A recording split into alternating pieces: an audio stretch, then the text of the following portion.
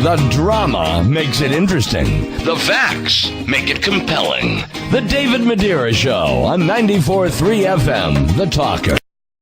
Habitat for Humanity, a good friend of mine, Bob Orban, works with Habitat for Humanity, and he asked me a couple of weeks ago if I'd be willing to have somebody in the studio to talk about the Spencer Martin Memorial Bike Ride for Habitat.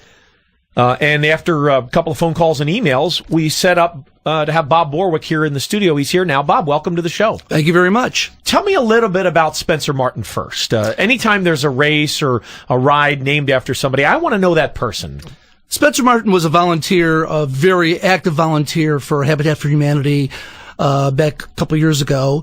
He has since passed away, and so to honor him, we wanted to do this memorial bike ride.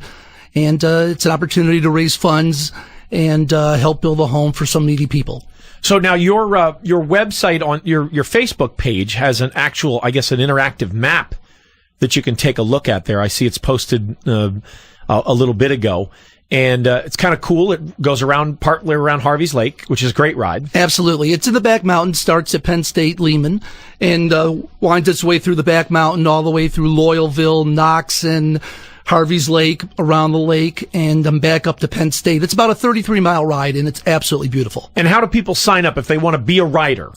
They can go to our website, which is Wyoming Valley Habitat for Humanity, and then there they can see the actual page that they can go to sign up for the bike ride. They can come to the day of the event, which is at Penn State Lehman, like I said, out in Lehman, obviously. Yeah. So, and that's where they can go and sign up as well, or they can go online and they can just find it just by putting us Wyoming Valley Habitat for Humanity in, and they'll be able to go right to our website. Yeah, wv-hfh.org is the Wyoming Valley Habitat for Humanity website, and there's information there about how to sign up for it. Apparently, you also have a website, bikeforhabitat.org. That's it. Which is a nice page. It takes you right there. It's a 33-mile ride on Sunday, May 4th. Now, let's talk about what Habitat for Humanity does.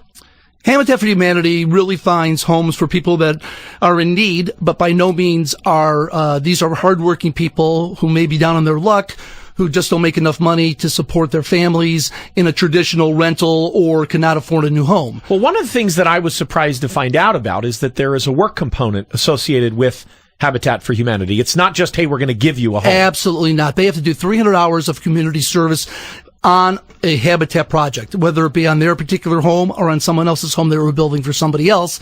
So they really have a lot of sweat equity involved. Yeah, so the model for Habitat for Humanity is a pay-it-forward model where, people who are in need and can't afford it get a leg up by working with other people who are in need and can't afford it, as well as those who can afford it but want to do something good for their community. And so things like the Spencer Martin Memorial Bike Ride, which is coming up on May 4th, are ways to raise money for that.